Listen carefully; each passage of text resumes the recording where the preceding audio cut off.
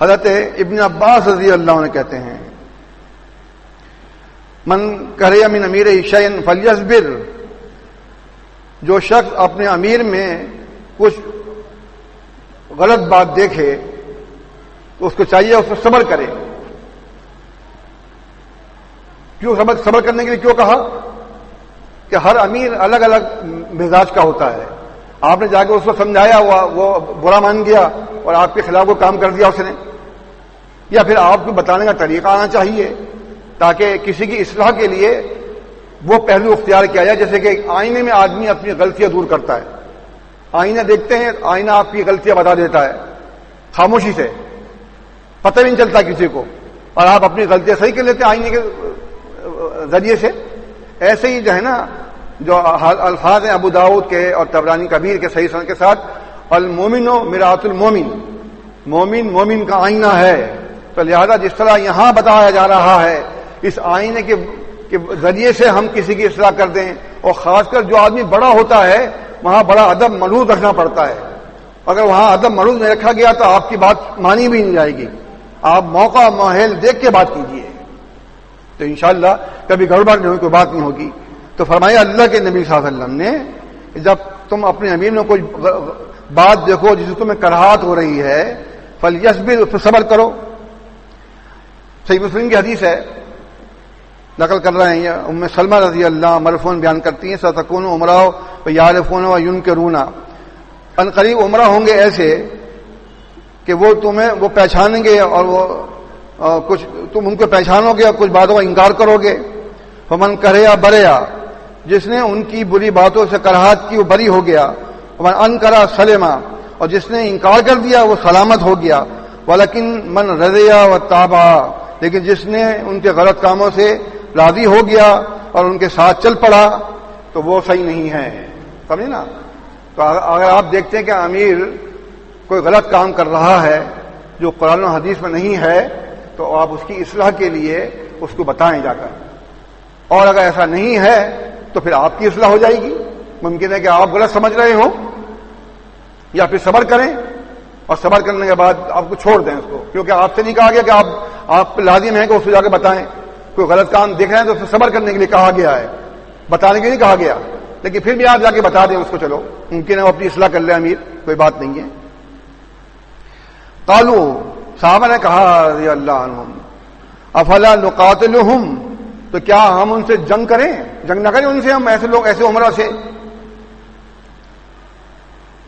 قال اللہ، آپ تو فرمائے نہیں، ما صلوا، جب تک وہ نماز پڑھتے ہیں تو ہم ان سے جنگ نہیں کر سکتے. جب تک وہ نماز پڑھتے ہیں ان کو کسی قسم کا ضرر نہیں پہنچا سکتے. آپ نماز پڑھتے رہیں گے.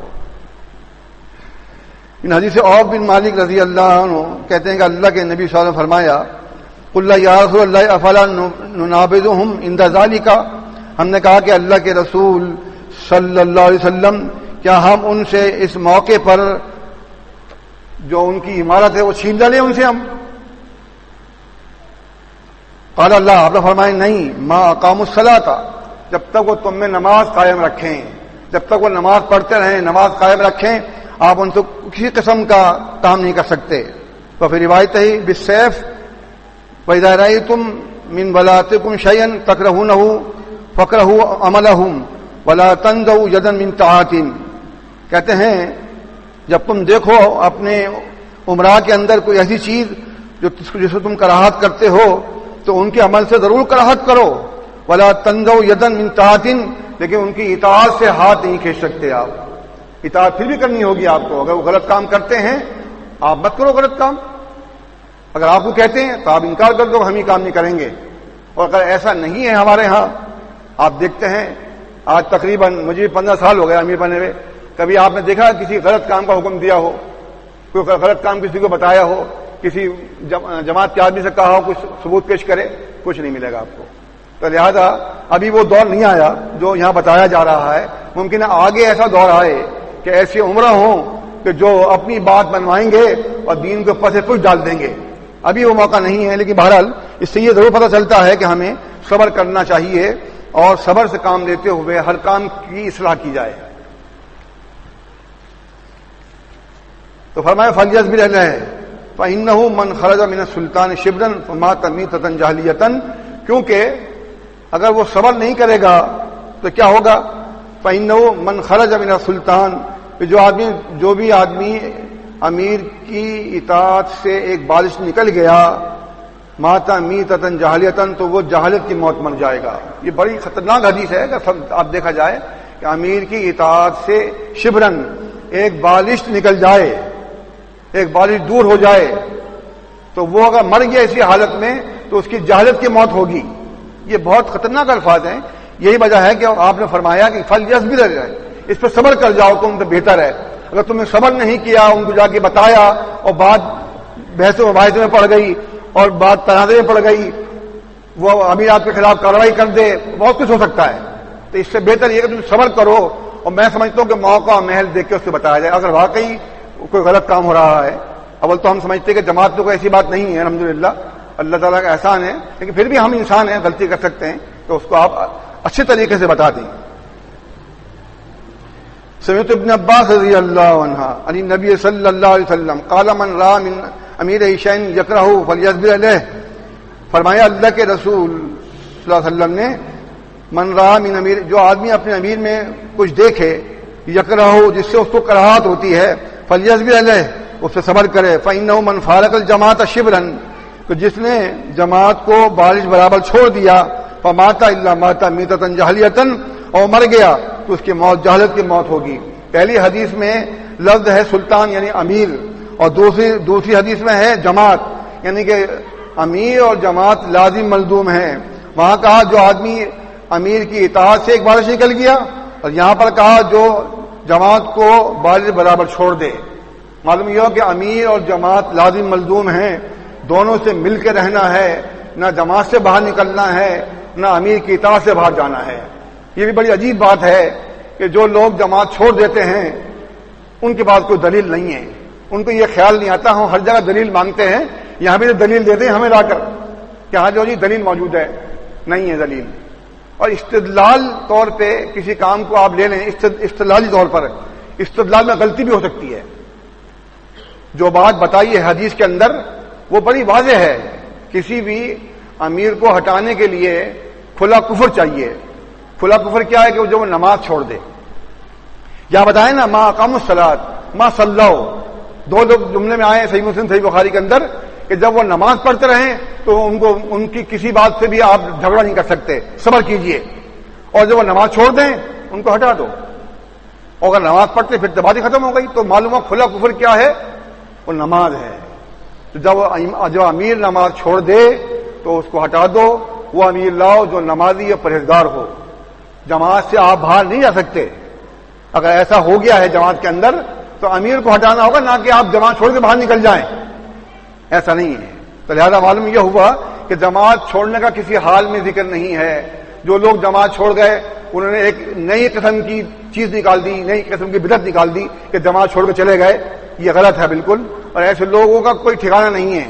یہ چند روز کی باتیں دیکھیے جن کا اوڑھنا بچھونا جھوٹ پر ہو، اور جن کو سمجھانے کے باوجود جہاں سے کہتے ہیں ہاں ٹھیک ہے، ہمارے یہاں کہتے ہیں نہیں یہ دل مطمئن نہیں ہوا، تو دل کی پیروی کر رہے ہیں، یہ دل کی۔ آپ کو بتاؤں میں، مسعود احمد صاحب رحمۃ اللہ علیہ ہم سے بہت بہتر تھے، وہ جماعت کا انہوں نے احیا کیا اور بڑے بڑے لوگوں کی باتیں برداشت کریں، اور جب یہاں پر آ کے رہے اس گھر کے اندر تو بہت زیادہ چڑچڑے ہو گئے تھے۔ ان کو بھی مشرک کہا گیا۔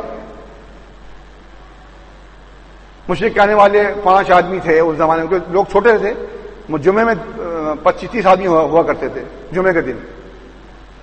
انہوں نے کہا کہ ان کا ایک لڑکا تھا ادریس، ان کو 10 بہت آتے تھے۔ کسی نے کہا شاید ان پہ کسی نے جادو کر دیا۔ مسعود صاحب نے بہت علاج کرایا لیکن ان کو فائدہ نہیں ہوا۔ وہ کسی جو عمل کرنے والے ہوتے ہیں ان کو لے کر آئے کہ سلیمان صاحب، اور انہوں نے کہا کہ یہ علاج کریں گے ان کا جادو کا۔ تو مسعود صاحب نے کہا کہ آپ جو پڑھیں گے وہ ہمیں سناؤ پہلے۔ جو کلمات اس نے پڑھ کے سنائے اور پھر وہی کلمات ان پہ پڑھ کے پھکوائے انہوں نے، اس کے باوجود کہہ دیا کہ آپ نے شرک کیا، آپ نے ان سے علاج کیوں کرایا؟ تو پھر مسعود صاحب نے مجھے جواب دیا تحریری طور پر کہ نہیں، قرآن و حدیث کے اندر علاج کرانے کے لیے کہا گیا ہے. صحیح مسلم کی حدیث ہے. ایسے وظائف جن میں شرک نہ ہو ان وظائف سے آپ علاج کر سکتے ہیں. ایسے وظائف جو اس میں شرک ہے ان کو نکال دو. جیسے حفصہ رضی اللہ عنہ کے پاس ایک عورت آئی, اس کو بھیجا تھا اللہ کے نبی صلی اللہ علیہ وسلم نے. پہلے وہ بتایا گیا کہ فلاں عورت جو ہے وہ وظائف سے علاج کرتی ہے, صحیح مسلم میں ہے. اللہ کے نبی صلی اللہ علیہ وسلم کو بلایا اور بلا کر کہا اپنا جو وظائف مجھے سناؤ. جب اسے سنایا تو آپ نے اس پہ کانٹ چھانٹ کری, یہ صحیح نہیں ہے, یہ صحیح ہے, یہ صحیح ہے. کرنے کے بعد ان کو کہا جاؤ حفصہ کو بتا دو, یاد کرا دو ان کو, تاکہ وہ عورتوں کا علاج کر سکیں. تو معلوم یہ ہوا کہ کوئی بھی ایسا عمل جس میں شرک نہیں ہے, قرآن مجید کی آیات ہیں, یا اللہ تعالیٰ کے نام سے کوئی علاج کرتا ہے تو صحیح مسلم کی حدیث کے مطابق وہ کر سکتا ہے. اور یہی دلائل مسعود احمد صاحب نے ان کو دیے. لیکن ان لوگوں نے وہاں تو کہا چلو ٹھیک ہے. جب وہ آئے اسٹاپ پر, 5B کے اسٹاپ پر, لنچ ہولڈ لائن پر, تو میں ہی پہنچا وہاں پر, میں تھوڑا لیٹ ہو گیا تھا. تو پھر امیر صاحب نے کہا ان سے, احمد مدنی صاحب سے, تو ابھی تک باہر بیٹھے ہیں, وہ زندہ ہیں ابھی, کہ آپ کیا کہتے ہیں, میں نے آپ کو دلائل دے دیے ہیں. انہوں نے ٹھیک ہے آپ کے دلائل صحیح ہیں لیکن میرا دل نہیں مانتا ہے. تو مسعود احمد صاحب نے انگلی اٹھایا اللہ کی طرف, کہا کہ اللہ تعالیٰ تو گواہ ہے نا, یہ اپنے دل کی پیروی کر رہے ہیں اور قرآن و حدیث کی پیروی نہیں کر رہے ہیں. یہ کہنے کے بعد بس آئی 5B, وہ اس میں چڑھ گئے اور چلے گئے وہاں پر گھر پہ اپنے. تو معلوم یہ کہ ان لوگوں نے بھی کیا کر لیا, کوئی فائدہ نہیں تھا. جب بتا بھی دیا, دلائل بھی دے دیے, اس کے باوجود آدمی نہیں مانتا ہے تو پھر اس کی کوئی عمر نہیں ہوتی ہے, وہ جلدی خراب ہو جاتے ہیں. وہ 5 تھے, اس میں 2 تو واپس آ گئے, ایک چلا گئے باہر, 2 بھی باہر ہی بیٹھے ہوئے ہیں, سمجھے نہیں. تو اس وجہ سے معلوم ہوتا ہے کہ فتوے لگانا آسان ہے لیکن اس کی دلیل دینا مشکل ہو جاتا ہے آدمی کے لیے. معلوم یہ ہوا کہ جماعت اور امیر لازم ملزوم ہیں. جماعت کو چھوڑنا امیر کو چھوڑنا ہے, امیر کو چھوڑنا جماعت کو چھوڑنا ہے. ابن عمر رضی اللہ عنہ بیان کرتے ہیں, صحیح مسلم میں ہے, من خلا یدن من طاعت لقی اللہ ولا حجت لہ, جس آدمی نے اطاعت سے ہاتھ کھینچ لیا وہ اللہ سے ملاقات کرے گا کہ اس کے بعد کوئی حجت نہیں ہوگی. ومن مات ولیس فی عنقہ بیت مات میتۃ جاہلیۃ, یا حدیث آپ کی سنی ہوئی ہے, پڑھی ہوئی ہے, آپ سنتے رہتے ہیں. ومن فارق الجماعۃ شبرا فکانما خلا ربۃ الاسلام من عنقہ, یہ تمام حدیثیں بڑی جامع اسناد کے ساتھ ہیں, لیکن جب ان کو بتایا جائے, پڑھایا جائے تو منہ دیکھتے رہتے ہیں کہ اب کیا جواب دیں. حضرت جنادہ بن ابی امیہ کہتے ہیں, دخلنا علی عبادۃ بن صامت وہو مریض, کہتے ہیں کہ ہم عبادہ بن صامت رضی اللہ عنہ کے پاس گئے اس حال میں کہ وہ بیمار تھے. قلنا اصلحک اللہ, اصلحک اللہ, انہوں نے کہا کہ اللہ تعالیٰ آپ کی اصلاح کرے. حدیث بحدیث یشفعک اللہ بہ سمیتہ من النبی صلی اللہ علیہ وسلم, انہوں نے کہا آپ ہم سے کوئی حدیث بیان کریں, ینفعک اللہ بہ, اللہ تعالیٰ اس کے ذریعے آپ کو فائدہ دے گا جو آپ نے اللہ کے نبی سنی ہو صلی اللہ علیہ وسلم. قال دعانا النبی صلی اللہ علیہ وسلم وبایعنہ, کہتے ہیں اللہ کے نبی صلی اللہ علیہ وسلم ہمیں بلایا اور ہم نے آپ کے ہاتھ بیعت کر لی. فقال فیما اخذ علینا ان بایعنا علی السمع والطاعۃ, ہم نے آپ کے ہاتھ پہ بیعت کی جو آپ نے ہم سے عہد لیا, یہ کہ ہم نے انہوں نے بیعت لی ہم سے سننے اور اطاعت کرنے پر. فی منشتنا و مکرہنا, خوشی میں اور ناخوشی میں. اگر امیر کا حکم تمہیں اچھا لگتا ہے تب بھی تمہیں ماننا پڑے گا, اگر امیر کا حکم برا لگتا ہے تب بھی تمہیں ماننا پڑے گا. جب برا لگتا ہے اس وقت ماننا ذرا مشکل کام ہے. جب آدمی کا من پسند حکم مل جائے نا تو فٹافٹ مان لیتا ہے, مگر جب اس کے خلاف حکم ملتا ہے اور پھر وہ مانے تو صحیح طور پہ اطاعت کی اس نے. اور اتنی حدیثیں کیوں بیان کی جا رہی ہیں؟ یہ ایسے ہی موقع, فتنوں کا موقع. اگر جب امیر کے ہاتھ میں تلوار ہوگی یا خلیفۃ المسلمین موجود ہوں گے تو پھر کسی کی مجال نہیں ہے اس طرح کی فتنے پیدا کرنے کا. تو پتا کہ میں نے فتنہ کیا تو 2 منٹ میں میری گردن قلم کر دی جائے گی. وہ دیکھتے کہ امیر کیا کر لے گا ہمارا ہے, اور ہم جو کچھ کرتے پھریں لیکن اللہ کو بھول جاتے ہیں. میں کچھ نہیں کر سکتا, اللہ تعالیٰ دیکھ رہا ہے نا. تو معلوم یہ ہوا کہ انہوں نے کہا کہ ہم نے اللہ کے نبی صلی اللہ علیہ وسلم نے بیعت کی تھی اس حال میں کہ ہم ان کی بات سنیں گے آپ کی اچھی لگے بات بری لگے، وَأُسْرِنَا وَيُسْرِنَا، تنگی میں بھی اور آسانی میں بھی. اگر ہم تنگ ہیں، تنگ دست ہیں، اور امیر ہمیں حکم دیتا ہے کسی کام کا بھی، تب بھی ہم ان کی بات سنیں گے. وَيُسْرِنَا، اور اگر ہم آسانی میں ہیں، ہمارے ہاں خوشحالی ہے، تب بھی امیر کی بات سنیں گے. وَحَسْرَةٍ عَلَيْنَا، اور یہ کہ ہمارے اوپر ترجیح دی جائے کسی کو، تب بھی ہم امیر کی بات مانیں گے. وَأَلَّا نُنَازِعَ الْأَمْرَ أَهْلَهُ إِلَّا أَن تَرَوْا كُفْرًا بَوَاحًا، اور یہ کہ ہم امیر سے اس کی امارت نہیں چھینیں گے مگر یہ کہ جب تم دیکھو کفر وبا، جب تم دیکھو کہ اس نے نماز چھوڑ دی ہے، وہ نماز نہیں پڑھتا ہے، سب دیکھتے کہ نماز نہیں پڑھ رہا یہ آدمی، امیر ہے مرکزی یا علاقے کا امیر ہے، تو اس کو فوراً بدلا جائے گا. آپ جماعت سے کہیں نہ جائیے. عندکم من اللہ فیہ برہان، تمہارے پاس اللہ کی طرف سے برہان ہو. برہان کسے کہتے ہیں؟ برہان کہتے ہیں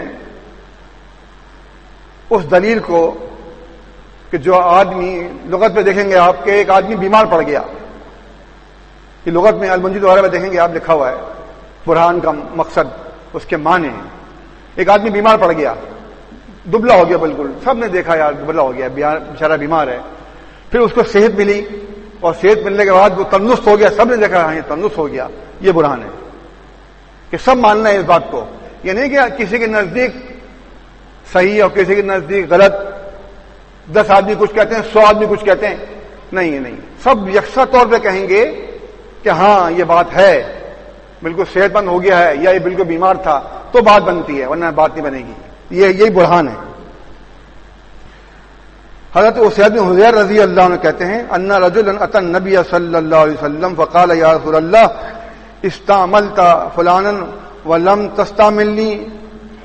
کہتے ہیں کہ ایک شخص اللہ کے نبی صلی اللہ علیہ وسلم کے پاس آئے، پھر انہوں نے کہا کہ اللہ کے رسول صلی اللہ علیہ وسلم آپ نے فلاں کو امیر بنا دیا اور مجھے آپ نے امیر نہیں بنایا، کسی کام پر آپ نے ان کو مامور کر دیا، اس کام پہ مجھے مامور نہیں کیا آپ نے. قال انکم سترون بعدی اثرتن فاصبروا حتی تلقونی علی الحوض.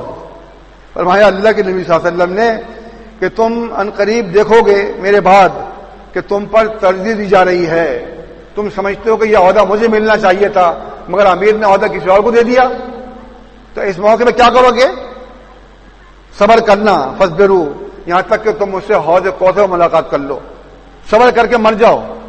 یہ ہے کسی کی بس کا کام؟ یہ فتنہ پیدا کرنا ہے اور جگہ جگہ جا کے بتانا ہے. گھر میں کتنی خرابیاں ہوتی ہیں، آپ کے والد صاحب کتنے غلط کام کرتے ہیں، والدہ کتنی ہیں، بہن بھائی دادا نانا سب، کیا سب کے پمفلٹ بنا کے بانٹ دیتے ہو؟ ایک امیر ہی رہ گیا ہے کہ اس کو بدنام کیے جاؤ، بڑی شرم کی بات ہے. حالانکہ امیر کا رتبہ آپ سمجھتے ہیں تمہارے ماں باپ کیا سب سے اوپر اللہ نے رکھا ہے، اس کو تم بدنام کرتے ہو دیکھ کے، اس کو سمجھاتے نہیں آگے. یہ بات پتہ ہے کہ بات تو کچھ بھی نہیں ہے، ہمیں تو بدنام کرنے سے فائدہ ہے، شیطان کا ساتھ دینا ہمیں. تو ایسا نہیں کرنا چاہیے بھائی. ہر گھر میں دیکھیں کچھ نہ کچھ ہوتا ہے، کیا اس کا پمفلٹ بڑھتا ہے؟ نہیں بڑھتا. وہاں چپ رہتی ہو، کیوں؟ ہمارے ابا کا بھائی بدنام ہو جائیں گے. تو امیر بجائے رہ گیا، آپ امیر کو خوب بدنام کرتے ہو تو جماعت رہ جائے گی آپ کی نیک نامی سے؟ نہیں، جماعت پہلے بدنام ہوگی. کہیں گے جس جماعت کا امیر اتنا خراب ہے جماعت کیسی ہوگی؟ بڑا طرفہ تماشا بنایا ان لوگوں نے انٹرنیٹ پر، فلاں جگہ پر. اللہ ان کو سبق دے گا انشاءاللہ تعالی. باب قول النبی صلی اللہ علیہ وسلم ویل للعرب من الشر قد اقترب. اللہ کے نبی صلی اللہ علیہ وسلم کے فرمان کا باب، عرب کے لیے خرابی ہے اس شر سے جو ان قریب آنے والا ہے. ام حبیبہ رضی اللہ عنہ زوجہ مطہرہ سے روایت ہے ان زینب بنت جحش رضی اللہ عنہن انہا قالت، وہ کہتی ہیں زینب رضی اللہ عنہ، استيقظ النبی صلی اللہ علیہ وسلم من النوم مخبرا وجهه یقول. کہتے ہیں اللہ کے نبی صلی اللہ علیہ وسلم جاگے اپنی نیند سے اس حال میں کہ آپ کی آنکھیں سرخ تھیں نیند سے. آپ فرما رہے تھے لا الہ الا اللہ، اللہ کے علاوہ کوئی الہ نہیں ہے. ویل للعرب من شر قد اقترب، عرب کے لیے خرابی ہے اس شر سے جو ان قریب آ گیا ہے.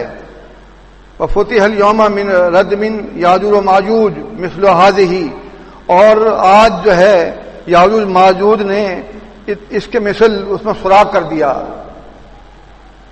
وہ جو دیوار ہے، دیوار چین میں کی طرف جو ہے، اس کو یاجوج ماجوج چاٹتے رہتے ہیں. جب اس میں اتنا سوراخ ہو جاتا ہے تو پھر کہتے ہیں آپ کل چاٹیں گے. یہ ان کے لیے ایک قسم کا کام لگا دیا اللہ کے نبی صلی اللہ علیہ وسلم نے، اللہ تعالیٰ نے. لیکن جب قیامت آ جائے گی اور جب یاجوج ماجوج نکل پڑیں گے من کل حدب، ہر بلندی سے کود پھان کے سب پانی نہیں پی جائیں گے، تو وہ جو سوراخ ہوگا اس کو پورا چاٹ جائیں گے. ابھی روز چاٹتے ہیں آج کل، جب اتنا سوراخ ہوتا ہے چھوڑ دیتے ہیں اس کو کہ بھائی آپ کل چاٹیں گے. جب وہ کل آتے ہیں تو پھر سوراخ پھر بند ہو جاتا ہے، پھر سوراخ کو پھر چاٹتے پھر سوراخ ہو جاتا ہے، پھر کہتے ہیں کل چاٹیں گے پھر سوراخ بند ہو جاتا ہے. اس طرح سے یہ قیامت تک چلتا رہے گا، یہاں تک کہ اللہ تعالیٰ کا حکم آ جائے گا اور یاجوج ماجوج پوری دیوار چاٹ جائیں گے. پھر دیوار پھان کر باہر نکل آئیں گے، دنیا میں آ جائیں گے، اور دنیا میں آ کر ہر بلندی سے کود پھان کر تمام قبرستان کا پانی پی جائیں گے. تو یہ وہ دور ہوگا یاجوج ماجوج کا. تو یہ یہاں بتایا جا رہا ہے کہ یاجوج ماجوج جو ہیں اس طرح سے سوراخ کر کے پھر کہتے ہیں کل وعقد سفیان التسعین اور میاں. یہ اشارہ ہے 90 کا، یہ اشارہ ہے 90 کا، 100 اسے کہہ دیتے ہیں، ہے نا.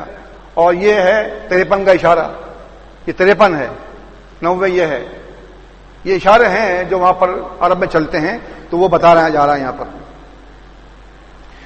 تو قیلا انہلکو فینا الصالحون، تو کہا گیا کہ اللہ کے رسول صلی اللہ علیہ وسلم ہم ہلاک ہو جائیں گے اور ہم میں نیک لوگ ہوں گے. مطلب نیک لوگوں کی موجودگی میں کیا ہم ہلاک ہو جائیں گے؟ قال نام اذا کثر الخبث، ہاں جب خبائث کی کثرت ہو جائے گی، برے کام بہت زیادہ ہوں گے اور اس طرح اتنا زیادہ ہوں گے کہ اس کی انتہا ہو جائے گی، تو پھر ان پہ جب عذاب آئے گا تو نیک ہوں یا بد ہوں سب پر عذاب آ جائے گا، سب تباہ برباد ہو جائیں گے.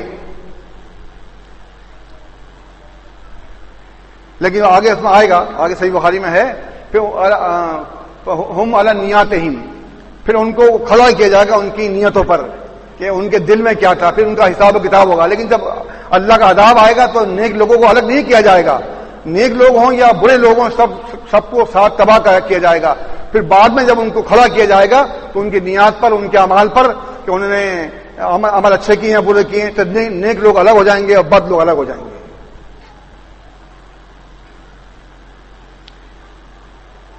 اسامہ بن زید رضی اللہ عنہ وہاں کہتے ہیں اشرف النبی صلی اللہ علیہ وسلم علی اتم من آتام المدینہ، کہتے ہیں اللہ کے نبی صلی اللہ علیہ وسلم مدینے کی بلندی پر کسی بلندی پہ گئے. فقال هل ترون ما ارى، آپ نے فرمایا کیا تم دیکھتے جو میں دیکھتا ہوں؟ قالوا لا، صحابہ نے کہا نہیں. قال فانی لارى الفتن تقع خلال بيوتكم كوقع القطر، فرمایا اللہ کے نبی صلی اللہ علیہ وسلم نے میں دیکھ رہا ہوں تمہارے گھروں میں فتنے گر رہے ہیں اس طرح سے جیسے کہ بارش کے قطرے گھروں میں آ کے گرتے ہیں. اب آپ سمجھ لیں کہ اس وقت کی بات ہے جو آپ نے بیان فرمائی ہے کہ فتنے اس طرح آئیں گے جیسے کہ بارش ہوتی ہے اور بارش گھروں میں چلی جاتی ہے، اس طرح فتنے لوگوں کے گھروں میں چلے جائیں گے اور فتنہ انگیزی کر دیں گے. تو بڑا ہولناک مقام ہوگا، اس کی تیاری رکھیں. جو چیز فتنوں سے بچنے کے لیے بتائی گئی ہیں ان چیزوں کو یاد رکھیں تاکہ اللہ تعالی ہمیں اس سے محفوظ رکھے.